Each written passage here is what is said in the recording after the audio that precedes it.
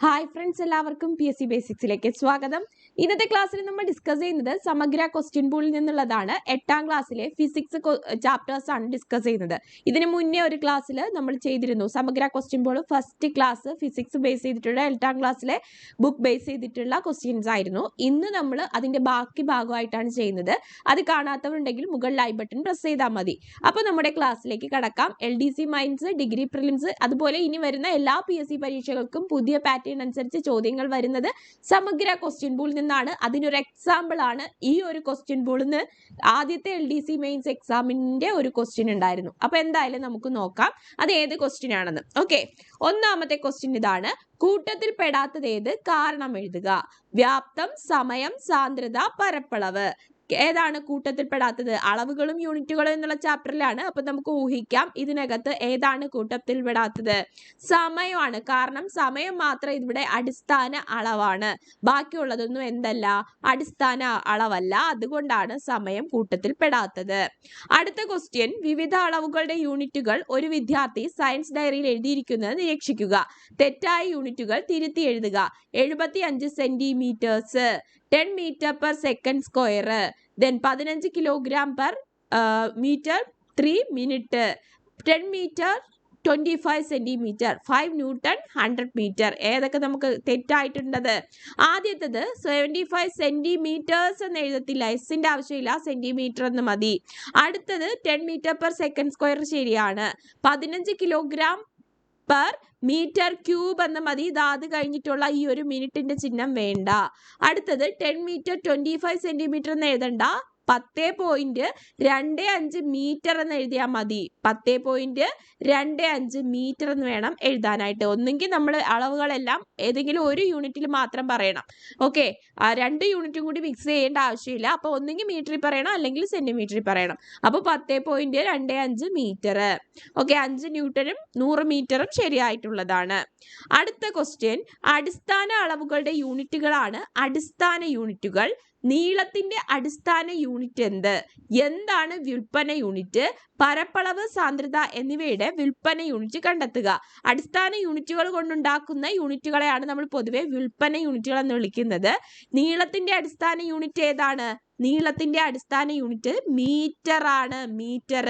നമ്മൾ വിൽപ്പന യൂണിറ്റ് എന്താണെന്ന് പറഞ്ഞു. അടുത്ത ക്വസ്റ്റ്യൻ എന്താണ്? ഏതിന്റെയൊക്കെയാണ്? പരപ്പളവിന്റെയും സാന്ദ്രതയുടെയും. മീറ്റർ സ്ക്വയർ ആണ് പരപ്പളവിൻ്റെത്. നമുക്കറിയാം നീളം ഗുണം വീതിയാണ് എന്ത്? പരപ്പളവ് എന്ന് പറയുന്നത്. അപ്പൊ മീറ്റർ സ്ക്വയർ ആണ്. അടുത്തത് എന്താണ്? സാന്ദ്രതയാണ്. സാന്ദ്രത കിലോഗ്രാം പെർ മീറ്റർ ക്യൂബ് ആണ്. Kilogram per metre cube. അടുത്ത ക്വസ്റ്റ്യൻ. ഒരു നട്ടുച്ച മുതൽ അടുത്ത നട്ടുച്ച വരെയുള്ള സമയത്താണ് ഒരു സോളാർ ദിനം എന്നത്. അങ്ങനെയെങ്കിൽ സമയത്തിന്റെ യൂണിറ്റ് എന്താണ്? ഒരു സോളാർ ദിനം എത്ര സെക്കൻഡ് ആണ്? ഒരു നട്ടുച്ച മുതൽ അടുത്ത നട്ടുച്ച വരെ, അതായത് ഒരു നട്ടുച്ച എന്ന് പറയുമ്പോൾ ഏകദേശം 12 മണി മുതൽ അടുത്ത ദിവസം 12 മണി വരെ എന്നുള്ള അർത്ഥത്തില് സമയത്തിന്റെ യൂണിറ്റ് എന്താണ്? സെക്കൻഡ് ആണ്. അപ്പൊ നമ്മൾ സോളാർ ദിനം എത്ര സെക്കൻഡ് എന്ന് ചോദിക്കുമ്പോൾ സെക്കൻഡിലാക്കി പറയണം. നമുക്കറിയാം ഒരു നട്ടുച്ച മുതൽ അടുത്ത നട്ടുച്ച വരെ എന്ന് പറയുമ്പോൾ 24 മണിക്കൂറുണ്ട്. 24 മണിക്കൂറിനെ സെക്കൻഡിലാക്കാൻ വേണ്ടിയിട്ട് ആദ്യം നമ്മൾ 60 കൊണ്ട് ഗുണിക്കുക, പിന്നെ ഒരു 60 കൂടി കൊണ്ട് ഗുണിക്കുക. എന്നാൽ മാത്രമേ അതിന് സെക്കൻഡിലേക്ക് മാറ്റാനായിട്ട് പറ്റത്തുള്ളൂ. അപ്പൊ 24 മണിക്കൂറിനെ 60 കൊണ്ട് ഗുണിക്കുമ്പോൾ നമുക്ക് മിനിറ്റിൽ പറയാം. വീണ്ടും ഒരു 60 കൊണ്ട് ഗുണിക്കുമ്പോഴാണ് സെക്കൻഡിൽ പറയാനായിട്ട് പറ്റുന്നത്. അടുത്ത ക്വസ്റ്റ്യൻ. സ്ഥിരം PSC ചോദിക്കുന്ന ഒരു ക്വസ്റ്റ്യൻ ആണ്. 1 ക്വിന്റൽ ഈക്വൽ ടു 1000 കിലോഗ്രാം. അങ്ങനെയാണെങ്കിൽ ഒരു ടൺ എത്ര? 1 ക്വിന്റൽ ഈക്വൽ ടു 100 കിലോഗ്രാം. ഒരു ടൺ എത്ര? ഒരു ടൺ എത്രയാണ്? 1000 കിലോഗ്രാം ആണ് ഒരു ടൺ. മറക്കരുത്, 1000 കിലോഗ്രാം ആണ് ഒരു ടൺ എന്നത്. മാസിന്റെ വിവിധ യൂണിറ്റുകൾ താഴെ കൊടുത്തിരിക്കുന്നു. ഈ യൂണിറ്റുകളെ ആരോഹണ ക്രമത്തിൽ എഴുതുക, അഥവാ ഇൻക്രീസിംഗ് ഓർഡറിൽ എഴുതുക. അങ്ങനെ പറയുകയാണെങ്കിൽ ഇവിടുത്തെ ഏറ്റവും ചെറുതായിട്ടുള്ളത് ഏതാണ്? മില്ലിഗ്രാം ആണ് അല്ലെ? മില്ലിഗ്രാം ആണ് ഏറ്റവും ചെറുത്. അത് കഴിഞ്ഞ് ഗ്രാം ആണ്. അത് കഴിഞ്ഞ് കിലോഗ്രാം ആണ്. കിലോഗ്രാം കഴിഞ്ഞാൽ 100 കിലോഗ്രാം ആണ് ഒരു ക്വിന്റല്.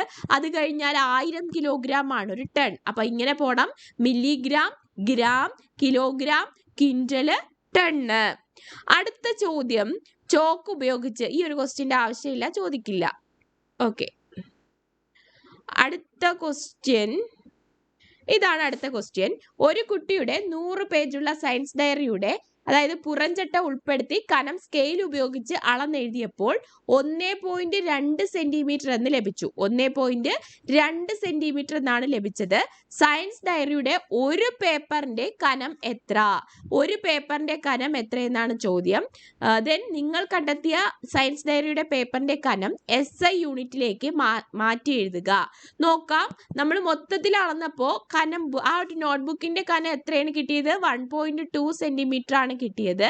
100 പേജ് ആണ് ഉള്ളത്. അപ്പോൾ ഒരു പേപ്പറിന്റെ കനം എത്ര ചെയ്യണം?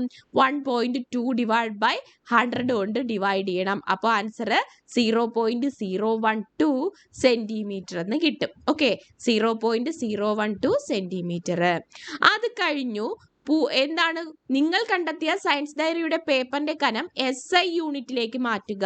SI യൂണിറ്റ് മാറ്റാൻ പറഞ്ഞാൽ സെന്റിമീറ്ററിനെ നമ്മൾ എന്താക്കി മാറ്റണം? മീറ്ററിലോട്ട് കൺവെർട്ട് ചെയ്യണം.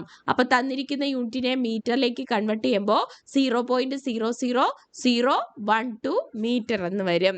ഓക്കെ, അടുത്ത ചോദ്യം എന്താണ്? നീളത്തിൽ വിവിധ അളവുകൾ പട്ടികപ്പെടുത്തിയിരിക്കുന്നത് ശ്രദ്ധിക്കുക. വിട്ടുപോയിട്ടുള്ള കോളങ്ങൾ പൂർത്തീകരിക്കുക. 100 mm. 100 mm നമ്മൾ സെന്റിമീറ്ററിലേക്ക് മാറ്റുമ്പോൾ എങ്ങനെ വരും? ആൻസർ വരുന്നത് 10 സെന്റിമീറ്റർ എന്ന് വരും. 100 മില്ലിമീറ്റർ എത്രയാണ്? 10 സെന്റിമീറ്റർ ആണ്. എന്ന് വെച്ചാൽ 0.1 മീറ്റർ ആണ്. അടുത്തത് മില്ലിമീറ്റർ. 500 മില്ലിമീറ്റർ എന്ന് വെച്ചാൽ എത്രയാണ്? 500 മില്ലിമീറ്റർ എന്ന് വെച്ചാൽ എത്രയാണ്? 500 മില്ലിമീറ്റർ ആണോ 500 സെന്റിമീറ്റർ? അപ്പൊ അത് തെറ്റായിട്ടുള്ളതാണ്. ഉത്തര സൂചികയിൽ തെറ്റുണ്ട്. 5000 മില്ലിമീറ്റർ ആണ് 500 സെന്റിമീറ്റർ. Then 5 metre. ഓക്കെ, അപ്പൊ 5 മീറ്റർ എന്നാൽ 500 സെന്റിമീറ്റർ ആണ്. 5000 മില്ലിമീറ്റർ ആണ്. അടുത്തത് 1000 മില്ലിമീറ്റർ. അങ്ങനെയാണെങ്കിൽ എത്രയാണ്? 100 സെന്റിമീറ്റർ ആണ്. അപ്പൊ ഇവിടെ എത്ര മീറ്റർ ആണ്? 1 മീറ്റർ ആണ്. ഓക്കെ, 1 മീറ്റർ ആണ് എന്ത്? 100 സെന്റിമീറ്റർ അല്ലെങ്കിൽ 1000 മില്ലിമീറ്റർ. മറക്കരുത്, ഇതൊക്കെ ചോദിക്കാൻ സാധ്യതയുള്ള ക്വസ്റ്റ്യൻസ് ആണ്. ഓക്കെ, നിഴൽ നോക്കി ഏകദേശ സമയം നിർണയം നടത്തുന്ന ഉപകരണമാണിത്. അപ്പൊ ഇതേത് ഉപകരണം? നിഴൽ നോക്കിയാണ് കണ്ടുപിടിക്കുന്നത്. അപ്പൊ നിഴൽ നോക്കി സമയം കണ്ടെത്തുന്ന ഈ ഉപകരണത്തിന്റെ പ്രത്യേകത അല്ലെങ്കിൽ ഈ ഉപകരണം ഏതാണ്? നിഴൽ ഘടികാരമാണ്. ഇതിന്റെ പ്രത്യേകത, ഇത് രാത്രി ഉപയോഗിക്കാനായിട്ട് കഴിയത്തില്ല. താഴെ പറയുന്ന പ്രസ്താവനകളിൽ തെറ്റുണ്ടെങ്കിൽ തിരുത്തുക. ഒരു വസ്തുവിൽ അടങ്ങിയിരിക്കുന്ന ദ്രവ്യത്തിന്റെ അളവാണ് മാസ്. ഒരു നട്ടുച്ച മുതൽ അടുത്ത നട്ടുച്ച വരെയുള്ള സമയമാണ് ഒരു സോളാർ ദിനം. സമയത്തിന്റെ അടിസ്ഥാന യൂണിറ്റ് മണിക്കൂറാണ്. തെറ്റുണ്ടെങ്കിൽ തിരുത്താനാണ്. അപ്പൊ തന്നിട്ടുള്ളതിൽ ഏതാണ് തെറ്റ്? ഓപ്ഷൻ സി ആണ്. സമയത്തിന്റെ അടിസ്ഥാന യൂണിറ്റ് മണിക്കൂറല്ല, പിന്നെ എത്രയാണ്? സെക്കൻഡ് ആണ്. ദൂരത്തിന്റെ വിവിധ തോതുകൾ ചുവടെ കൊടുത്തിരിക്കുന്നത് ഇവയിൽ വലിയ തോതിൽ നിന്നും ചെറിയ തോതിലേക്ക് എന്ന ക്രമത്തിൽ ക്രമീകരിക്കുക. നമുക്ക് നോക്കാം ഏതൊക്കെയാണെന്നുള്ളത്. ഫസ്റ്റ് വലുതിൽ നിന്നും ചെറുതിലേക്കാണ് മാറ്റാനുള്ളത്. അപ്പൊ ഏറ്റവും കൂടുതൽ ദൂരമുള്ളത് അല്ലെങ്കിൽ ഏറ്റവും കൂടുതൽ പറയുന്നത് പാർസെക് ആണ്.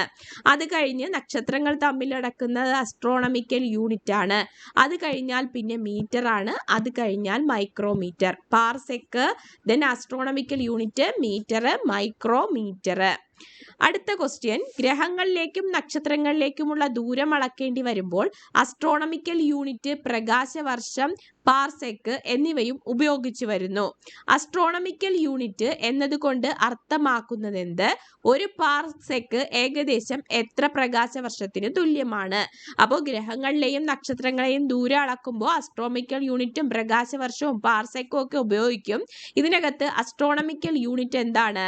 ഭൂമിയിൽ നിന്ന് സൂര്യനിലേക്കുള്ള ശരാശരി ദൂരമാണ് എന്ത്? Astronomical unit. എന്താണ്? ഭൂമിയിൽ നിന്ന് സൂര്യനിലേക്കുള്ള ശരാശരി ദൂരമാണ് അസ്ട്രോണമിക്കൽ യൂണിറ്റ്. ഇത് ഏകദേശം 15 കോടി കിലോമീറ്ററിന് തുല്യമാണ്. അപ്പൊ മറക്കരുത്, ഭൂമിയിൽ നിന്ന് സൂര്യനിലേക്കുള്ള ശരാശരി ദൂരമാണ് അസ്ട്രോണമിക്കൽ യൂണിറ്റ്.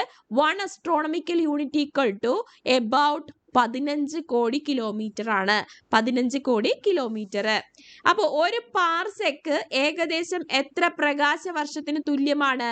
3.26 പ്രകാശ വർഷത്തിന് തുല്യമാണ്. 3.26 പ്രകാശ വർഷത്തിന് തുല്യമാണ് ഒരു പാർസെക്ക്. ഒരു പാർസെക്ക് ഈക്വൽ ടു 3.26 പ്രകാശ വർഷം. അടുത്ത ചോദ്യം, താഴെ കൊടുത്തിരിക്കുന്ന യൂണിറ്റുകളിൽ നിന്ന് ശരിയായത് കണ്ടെത്തുക. മറ്റുള്ളവ തെറ്റാണെന്ന നിഗമനത്തിൽ എത്തിച്ചേർന്നതിന്റെ കാരണവും എഴുതുക. നോക്കാം. Kilogram per metre cube, kg per metre cube, kilogram per cubic metre, kilogram per metre cube. ഇതിൽ ഏതാണ് തെറ്റാണെന്നുള്ളത് ഒന്ന് കണ്ടുപിടിക്കുക. Kilogram per metre cube, kilogram per cubic metre എന്നിവ തെറ്റാണ്.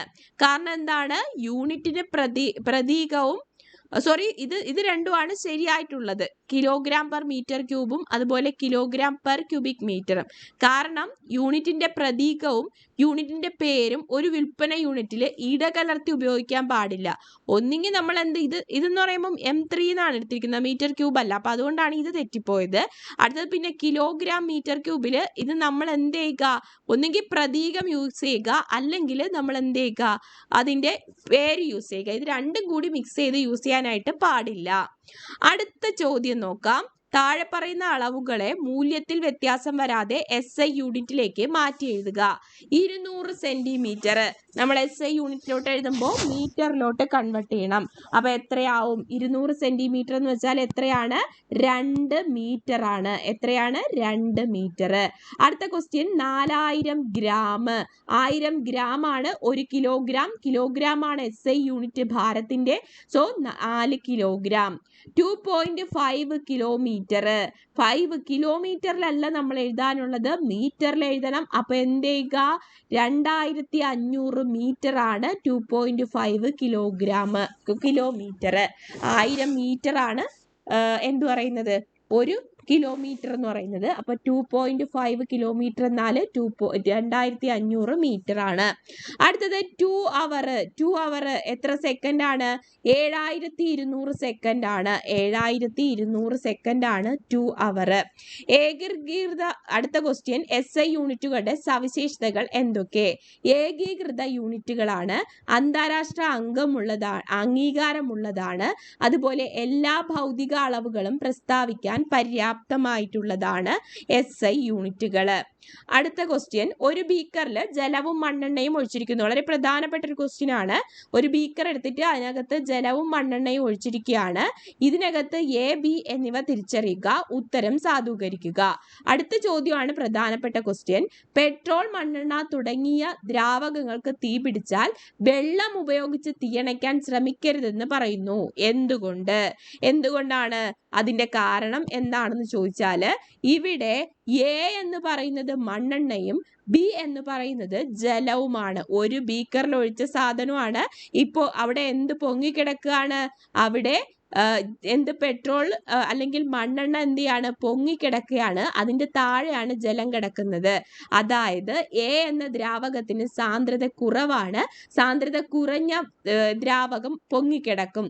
സോ പെട്രോൾ, മണ്ണെണ്ണ എന്നീ ദ്രാവകങ്ങൾക്ക് ജലത്തിനേക്കാൾ സാന്ദ്രത കുറവായതുകൊണ്ട് തീ കെടുത്താൻ ജലം ഒഴിക്കുകയാണെങ്കിൽ അവ ജലത്തിന് മുകളിൽ വരും. അപ്പോൾ തീ ആളിക്കത്താൻ ഇടയാകും. കാര്യം മനസ്സിലായില്ലേ? ഇപ്പൊ നോക്ക്, ഇവിടെ ഇത് എന്താണ്? ഇത് പെട്രോൾ ആണ്. പിന്നെന്താണ്? ഇത് ജലമാണ്. അപ്പൊ ഈ മണ്ണെണ്ണയാണ്. അപ്പൊ നമ്മൾ വീണ്ടും വെള്ളം ഒഴിച്ചു കൊടുക്കുകയാണെങ്കിൽ ഇത് പൊങ്ങി വരത്തേ ഉള്ളൂ. കാരണം ജലത്തിന് സാന്ദ്രത ഇതിനെക്കാട്ടിലും കൂടുതലാണ്. ഇതിനാണ് സാന്ദ്രത കുറവ്. സാന്ദ്രത കുറഞ്ഞ സാധനം പൊങ്ങിക്കിടക്കുകയാണ്. അതുകൊണ്ടാണ് മണ്ണെണ്ണയോ അല്ലെങ്കിൽ പെട്രോളോ കൊണ്ട് എന്തെങ്കിലും ഇൻഫ്ലമേഷൻ ഉണ്ടാവുകയാണെങ്കിൽ ജലം കൊണ്ട് നമ്മൾ തീ അണയ്ക്കാത്തത്. ഓക്കെ, അപ്പോൾ നമുക്ക് അടുത്ത ക്വസ്റ്റ്യൻ അല്ലെങ്കിൽ അടുത്ത ചാപ്റ്ററിലേക്ക് പോവാം.